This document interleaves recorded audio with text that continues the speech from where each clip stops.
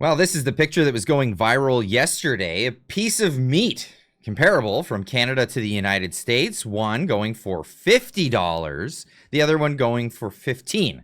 How is this even possible?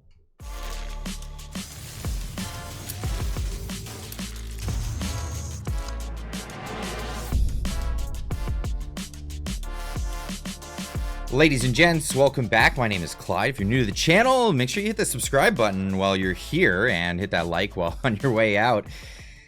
Ladies and gents, this is insane, the price of food and how much it's been going up in Canada. And we all know the reasons why, but let's get into first just how much prices are going up. The food professor, Dr. Sylvain Charlebois, has posted this one out there. Top grocery price increases in Canada since the start of 2025. Beef strip loin's gone up 34%. Beef strip top sirloin 33%. Oranges 26%. Apples 18%. We'll compare apples and oranges here in a minute. White rice 14%. Sweet potatoes 12%. Beef rib cuts 11%. And it goes on and on and on and on. And this is obviously Dr. Sylvain Charlebois. You could take his word for it. He gets his sources from the right places. This is actually from Stats Canada. But this is what we've been seeing here in Canada for some time. And people have been noting this quite a bit. Here's a Canadian who went across the border and bought some carrots and said, how is it that I'm paying hardly anything for these? It's just incredible. We live in a crazy, crazy world. I bought these carrots. I'm in Mississippi right now, and these are from Bradford, Ontario. And I bought them because I wanted carrots, but I also wanted to taste, like, can I taste the Bradford, Ontario? Because I know exactly where that is. But how does it make sense? These were 86 cents, okay? They're delicious. How does it make any sense at all that these were grown in Canada, in Ontario, and put on a truck, and then I bought the whole bag for only 86 cents? Like, who's making any money? Who's making any money indeed? Well, the Canadians definitely aren't. Well, at least not on the American side of the border.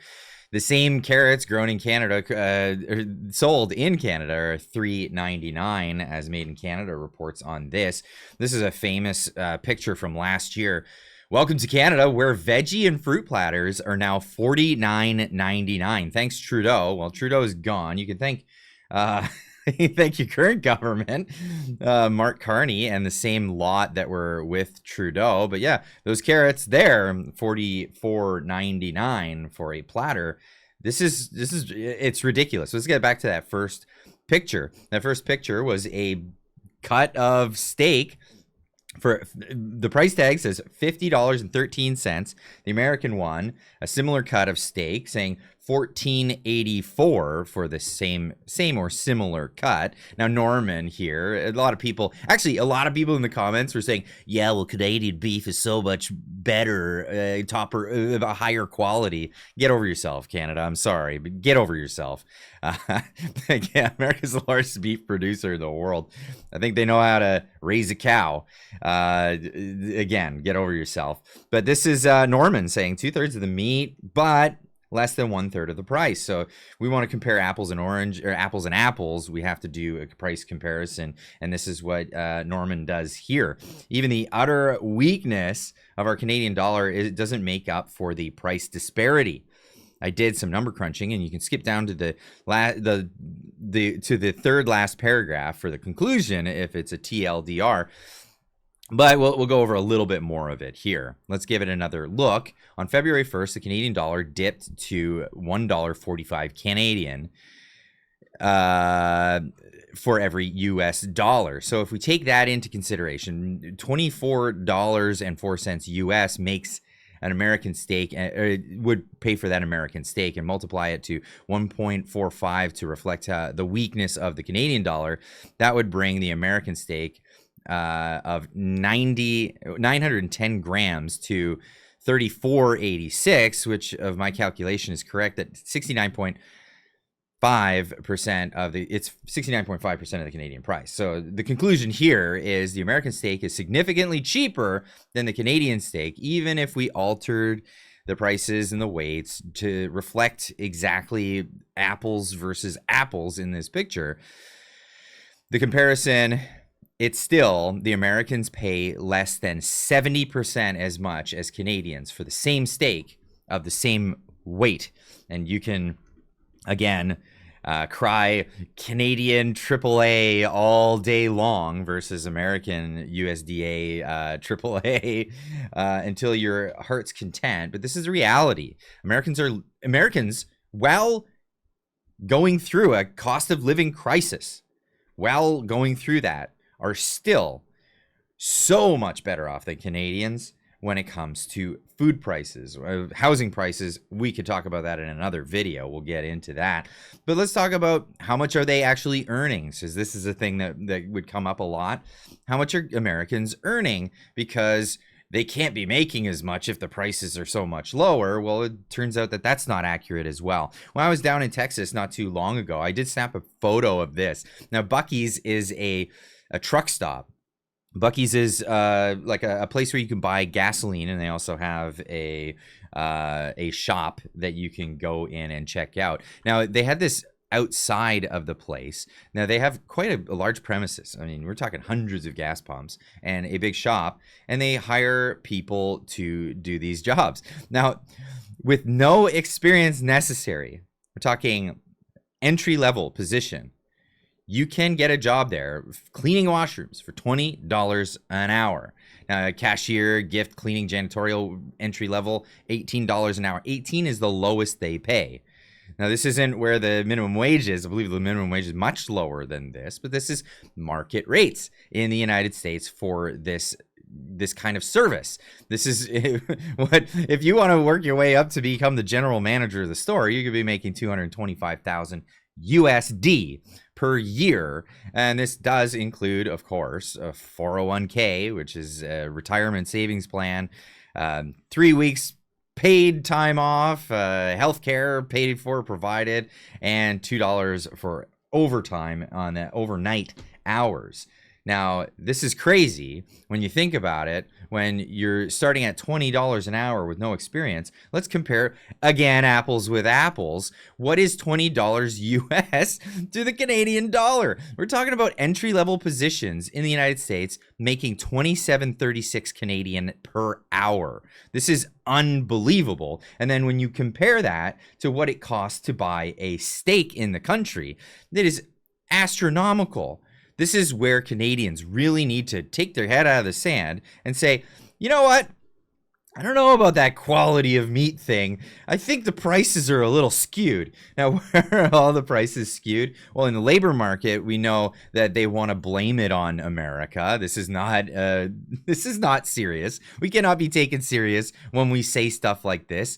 You know, when the CBC is spouting off that U.S. tariffs, a growing population to blame for lack of summer jobs for the youth, experts say, they pulled an expert out of the woods. They said, hey, expert, we need you over here. Can you look at the situation and why our kids can't find jobs for the summer? And they said, you know what? It's tariffs. Those American tariffs are why the jobs are not available at Tim Hortons, whatever, all these different places. You can't pump gas for people because full serve doesn't exist anymore. But this is where we're at.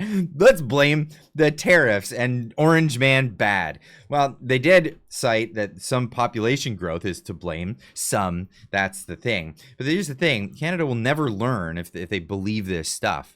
This has nothing to do with tariffs and everything to do with immigration and bad economics in Canada, why people can't find jobs.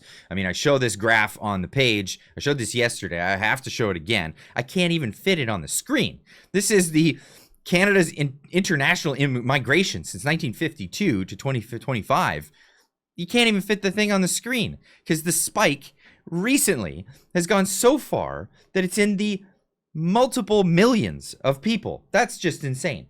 I don't know what to say about that. But also, when it comes to our money, our money has been devalued to such an extent that it's just absolutely ridiculous. Just in Canada's post a $50 billion deficit. They've posted a $50 billion deficit for March 2024, March 2025. Interest paid on that debt now at $53 billion a year. Total owed $2.1 trillion. We're paying $53 billion a year. That's more than all the GST that they collect. That's more than we spend in healthcare in this amazing healthcare. Leave a comment in the comment section down below if you've experienced how amazing the healthcare is in this country.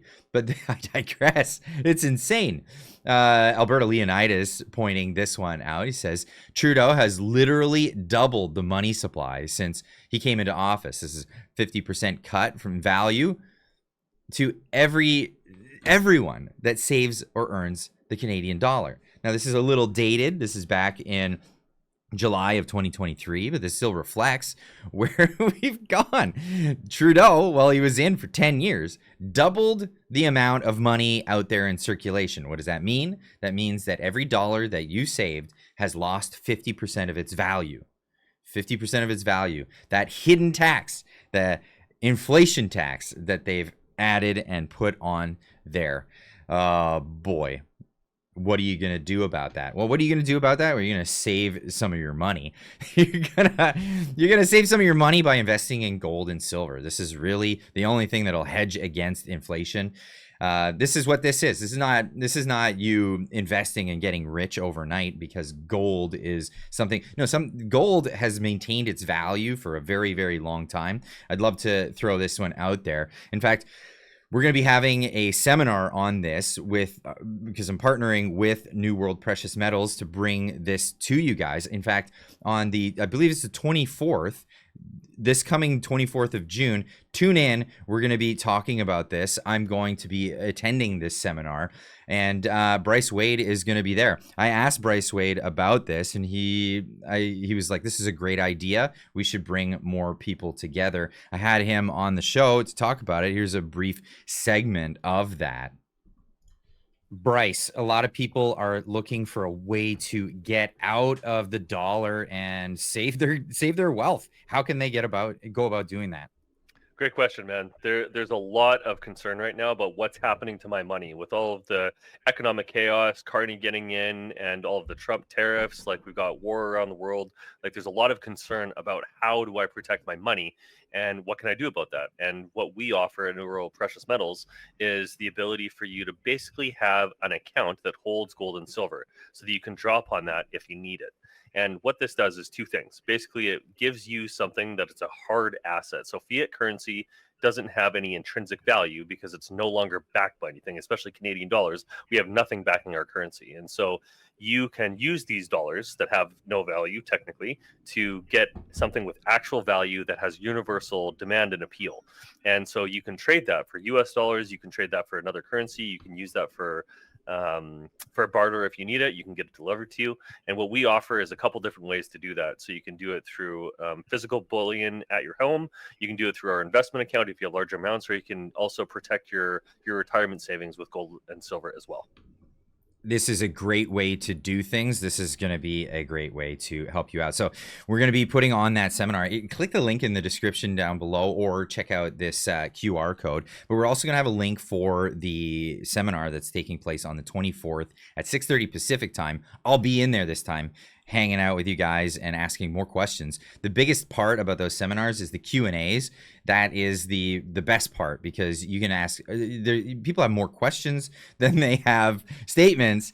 So they want to come in and they want to ask questions. So this is going to be a great time for you to do that. A bunch of people from the community will be there. But I'd love to leave this one with you guys.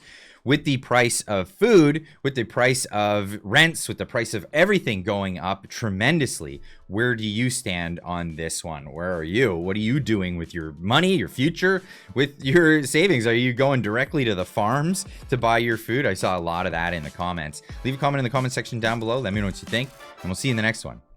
Keep on trucking.